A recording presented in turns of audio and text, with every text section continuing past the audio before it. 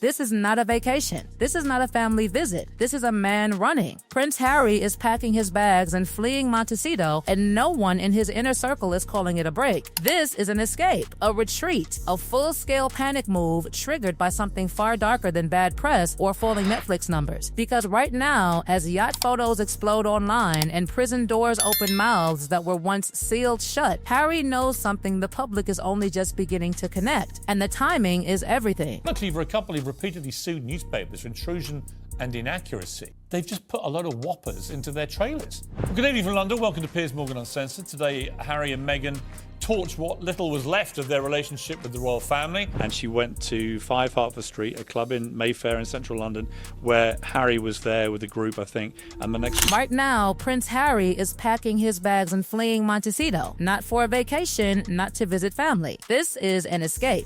And the reason Piers Morgan just dropped photos that connect Meghan Markle to the circles that destroyed Prince Andrew. We're talking about the world where Jeffrey Epstein and Ghislaine Maxwell operated. And here's the wildest part. The man who spent years saying he didn't need the royal family's protection is now racing back to them, begging for the very thing he publicly rejected. What's he so afraid of? Let's get into it. And that question, what is he so afraid of, is the one echoing through every royal corridor right now. Because Piers Morgan didn't just talk this time. He released photos, receipts, images that place Meghan Markle in spaces most people only ever hear about in sealed court documents and whispered testimony. And according to Piers, these weren't new discoveries. These were images he sat on for years, waiting for the exact moment when they could no longer be brushed aside as coincidence. Remember what happened last time he questioned Meghan? 57,000 complaints flooded into it. Not dozens, not hundreds, tens of thousands. A coordinated attempt to erase him from television for daring to challenge her carefully curated image. And it didn't stop there. Behind the scenes, Meghan herself reportedly contacted his bosses directly, bypassing PR teams and intermediaries, pushing for his removal. Quiet pressure, private calls, the kind of influence most people don't even know how to access. And yet, he survived, uncanceled, unbroken, and now unleashed, because this time the conversation isn't about words, it's about patterns, yachts, Soho House events, international travel, luxury accommodations spanning multiple countries. Not once, not occasionally, repeatedly. And that's where the math stops making sense. At the time all of this was happening, Meghan Markle was a supporting actress on a cable television show. Comfortable income? Sure. But jet-setting across continents, appearing on yachts, staying in elite accommodations where privacy costs more than most people's annual salaries? That's not cable TV money. Not even close. And people noticed. They didn't accuse. They didn't confront. They did something far more dangerous. They remembered. Robert Jeffrey, who has accused the prince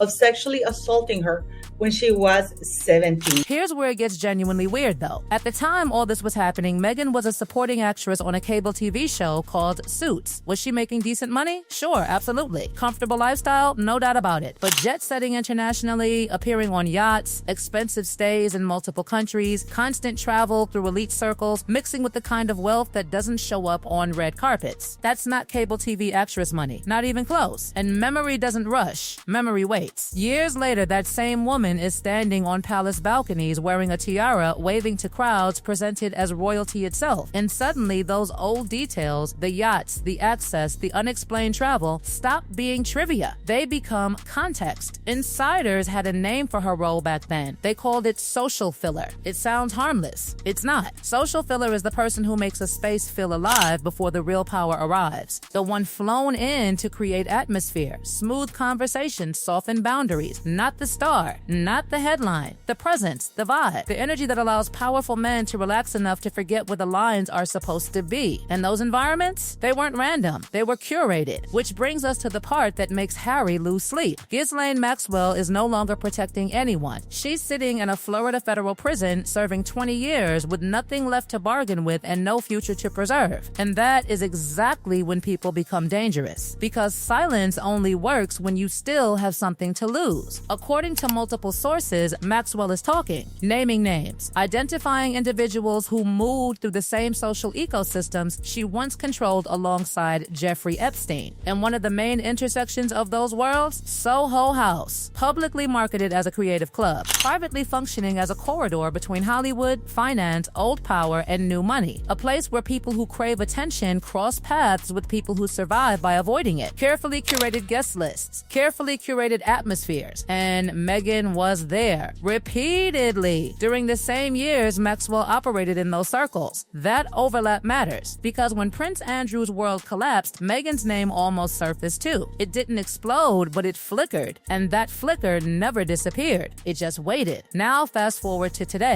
Yacht photos circulating everywhere, Maxwell speaking from prison, and Harry's life in California collapsing simultaneously. Montecito has iced them out. No invitations, no social shielding, no quiet protection. Netflix is furious. Spotify is gone. Archewell is hemorrhaging staff. 11 people walked away. 11. Not because they found better jobs, but because they realized the empire was unsalvageable. And Harry knows exactly how this ends. He watched Prince Andrew lose everything, not because of rumors, but because once people started talking, institutional protection stopped working. Titles vanished. Roles evaporated. Overnight exile. And here's the part Harry understands better than anyone else. Andrew still had the palace when it started. Harry doesn't. He gave it up, which is why he's running back now, not for healing, not for reconciliation, but for survival. Because California publicists cannot do what palace lawyers can. Hollywood PR cannot stop testimony. And once names, photos, and timelines align, no rebrand survives it. This isn't about scandal anymore. This is about containment. And Harry knows time is running out. Harry knows exactly how reputations really die. Not from headlines, not from gossip columns, but from patterns that finally snap into focus when people start speaking out loud. He watched it happen to Prince Andrew from the inside. He saw how the palace tried to hold the walls together, how the first instinct was containment, denial, delay. And then he saw the moment everything collapsed, the second testimony entered the public bloodstream, and suddenly the institution couldn't shield him anymore. That lesson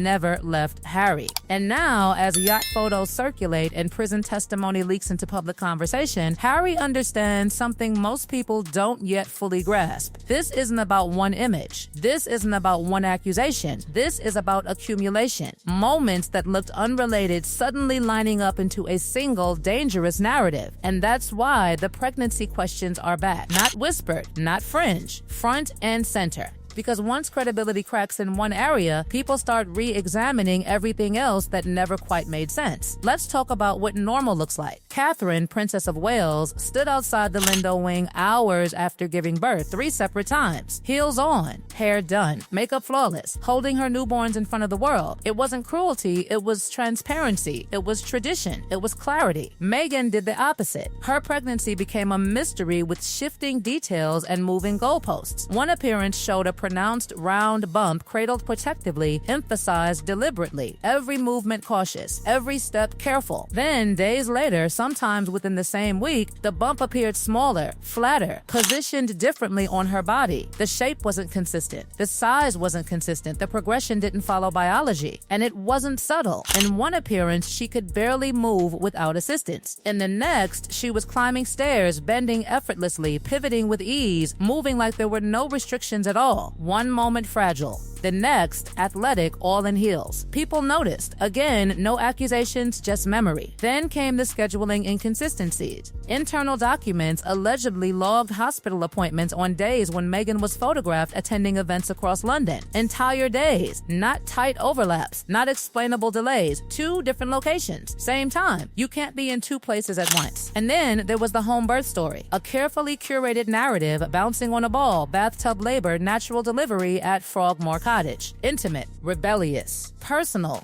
a rejection of palace rigidity, until May 6, 2019 arrived. Suddenly, without explanation, the birth happened at Portland Hospital instead. No clarification, no acknowledgement that everything previously communicated had changed. Just silence. The kind of silence that sends people back through timelines with fresh eyes. And then came the birth announcement chaos. Pre-written statements are normal for royal births, but the execution here was disastrous. Conflicting messages, palace confusion, delays that made Buckingham Palace palace look incompetent. And again, no explanation, just more unanswered questions. Harry understands how dangerous that looks now, because Andrew didn't fall because of speculation. He fell because once people started speaking, once details emerged, the institution couldn't pretend it was just noise anymore. The palace didn't abandon him immediately. It held on as long as it could, until it couldn't. And Harry knows he has far less protection than Andrew ever did, because Harry walked away from the very machinery designed to absorb scandals before they explode. He rejected palace lawyers. He mocked institutional protection. He told the world he didn't need it. Now he does. And that's why he's running back. Not to defend Meghan, not to fight the narrative, but to seek cover. Because here's what's telling. Neither of them is fighting this. Meghan, who historically sued newspapers, briefed anonymous friends, and personally called executives to shut stories down, is silent. No statements, no denials, no celebrity allies rushing to defend her. Nothing. That silence isn't dignity, it's paralysis. And Harry's response is even louder. He's not standing beside her publicly. He's not threatening legal action. He's not calling out lies. He's flying to London, to the very institution he spent years accusing of cruelty and racism, because he knows something is coming that California PR cannot fix. Innocent people fight. Panicked people flee. And Harry is fleeing because the question he cannot escape is brutal in its simplicity. What did you know, and when did you know it? If Harry knew about the yachts, the access, the proximity to Epstein-linked circles and helped bury it, then he's complicit in building a false image that's now collapsing in public. But if he didn't know, if he walked into this marriage blind, then his entire post-royal life was built on deception. Either way, the fairy tale is over. And here's where institutional reality sets in. Harry is bloodline. Charles's son, William's brother, Diana's child. Protecting him protects the institution. The palace has incentive to shield him, to pull him back inside, to minimize damage. Meghan doesn't have that protection. She's not blood. She's the outsider. And history shows the monarchy has never hesitated to sacrifice outsiders to preserve the core. Princess Sophia of Sweden had documented modeling history in alleged proximity to Epstein-linked environments. Once she married into royalty, it stopped mattering publicly. The institution absorbed it. Crown Princess Mette Marit of Norway apologized in 2019 for maintaining friendship with Jeffrey Epstein. Statement issued. Focus shifted. Story closed. That's what institutional power does when it's applied early. But Harry knows those tools only work before things escalate. Once testimony leaks from prison, once photos circulate everywhere, once timelines align publicly, it's too late. And that's the nightmare scenario playing out right now. Yacht photos tying Meghan to specific circles, Maxwell speaking from prison, financial collapse in Montecito, staff fleeing Arkawell, Netflix pulling back, neighbors icing them out, pregnancy questions resurfacing, and through all of it, silence. No denial, no clarification, no counter-offensive, just running. And when powerful people stop speaking and start relocating, it's because something is hunting them, something real enough that they can't face it where they are. So where does this leave Harry and Meghan? Either Harry helped hide a past he understood would destroy his future, or he gave up everything for someone he never truly knew.